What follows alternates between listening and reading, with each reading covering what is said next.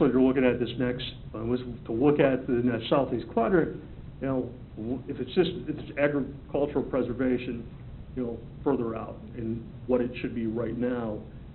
Then looking at could it be industrial distribution type development, and that's the middle graphic that's shaded in purple.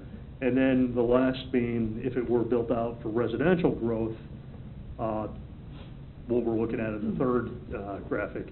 All of these, if you notice, have commercial development thought of at the interchanges. So that whatever the scenario was, it was to maintain that commercial use around the interchange.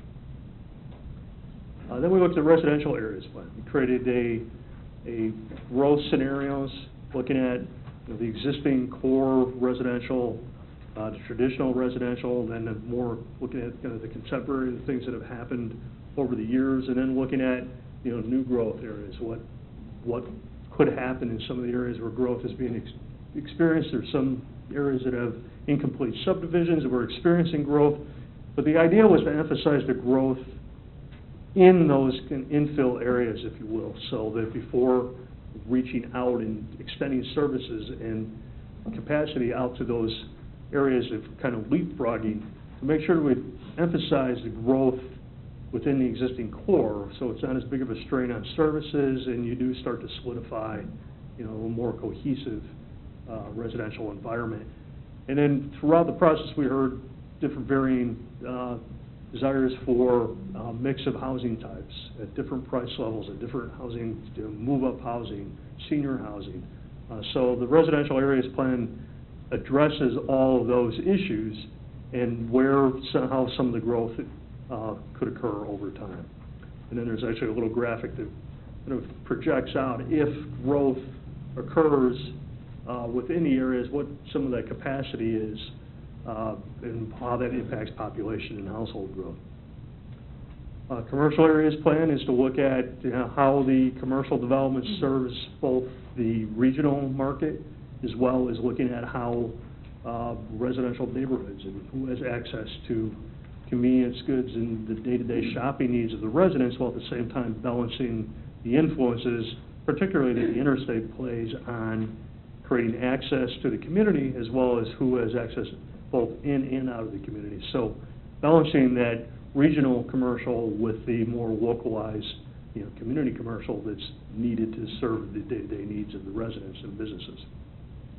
Looking at the industrial areas, there was an economic development plan that was done somewhat in conjunction with this plan, but looking at where is some of the potential industrial growth and building off of some of the key development that has occurred and where some of the infrastructure is in place to support development over the long term. Transportation and mobility, as I said, HDR was a key part of our team. We looked at how the road network, the transportation network works within the city, and as well as functioning traffic both within the community as well as getting people to and from places outside of the community. So the transportation plan looks at the entire street network, the road classifications, defines road improvements, both as part of the longer-term transportation plan for the community as well as where some areas have been identified. There's a bike and pedestrian plan that's building off the Parks and Rec plan of where some of those linkages are, where we can start to create trails so that we're not just talking about vehicular traffic coming through the community, but also how do people function if on a complete streets level of allowing bicyclists and pedestrians-oriented community. Some areas are more prone to being pedestrian-oriented, as you have in the downtown, and then there are the areas that you want to make sure they're not necessarily pedestrian-oriented areas, but they're pedestrian-friendly areas. So the difference being that so that people don't feel unsafe walking there, but they're not the type of place that people are necessarily going to park their car and walk around, but you want to make sure that it's catering to all modes of transportation, whether it be a vehicle or foot traffic or bicycle traffic. Community facilities and services. The community is blessed with some great facilities, as you see on the front picture here. But we looked at more than just what are the recreational facilities, but looking at the schools, police, fire, all the things that go into making the community a community from a standpoint of providing services as well as public safety and education. Parks and open space, as we talked about, building off of the parks plan from just a few years ago, but looking at where all those locations, where those parks and facilities are located. The environmental features, there's some tremendous environmental assets in the community, and then there's also some areas that are, prone to, the flooding or wetlands, but we have to look at what those features are and how they can be enhanced or how they need to be addressed from a development standpoint and from a long-term planning standpoint. Image and identity, look at everything that goes into, the character of the community, whether it be the fair to the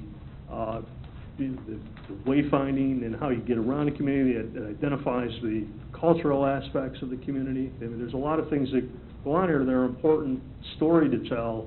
As I said, recognizing that this plan isn't just meant to guide policy decisions, which is its key use, but it's also meant to be a document that people can pick up and look at. And I think these are sections that people will look at to see how does the community really feel about itself, and what are some of the things that the community does that defines it from a cultural standpoint, it defines the character of the community.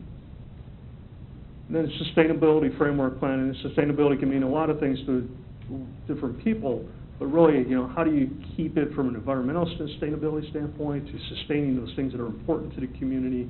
And the framework plan outlines some of those key issues.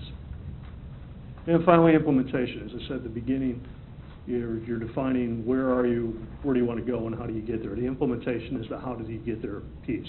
Now, there's a lot of different things in the implementation section, from funding to just simply as using the plan on a daily basis. But it's really meant to outline the importance of that this document needs to be a living, breathing document. It needs to be a document that's readily available and used on a regular basis to help inform and guide policy decisions as the community moves forward. Some of them are defined as some of the shorter term, 0 to 3 year items, such as establishing boundary agreements, to some of the longer term plans of looking at some of the infill development areas and the actions that need to be taken from updating and implementing master plans, various plans through the community. And then some of them are those longer-term items. Some of the longer-term items are things that, maybe there's not a budget for it today. Maybe there's not a budget for it next year. But there could be a budget for things a couple years out. So that the city is always thinking about these things and addressing them and thinking them through. And I understand, I've sat on your side of the table as a council member, and what you're doing tonight was the hardest part of the job, is going through the budget. And I know that you wrestle with some really tough decisions, and you have to prioritize decisions. And sometimes that means prioritizing something at the expense of something else, not meaning that it's not important. It just means there's only so many dollars to go around. So sometimes those tough decisions mean that you're putting things off 3 years from now, hopefully, that you'd love to do today, but you just can't. And looking at identifying potential funding sources, and so sometimes that direction is to go out and look at, maybe the money's not here, but where can we find those pots of money to do some of the things that need to be done. So that's kind of the summary version of approximately a 1-year process, from starting with the fact-finding and the existing conditions analysis to going through the whole public process to getting us here tonight.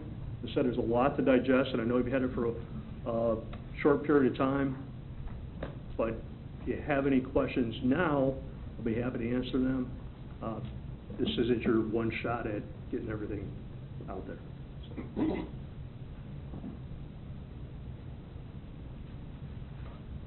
Pete, go ahead. Yeah, Dan, well, I appreciate it very much. I got I guess a few, summary type questions.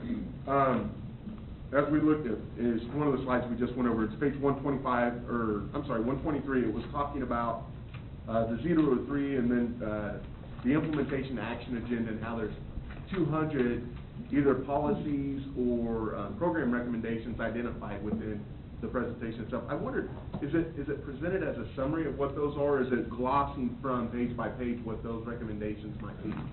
You mean in terms of what, well,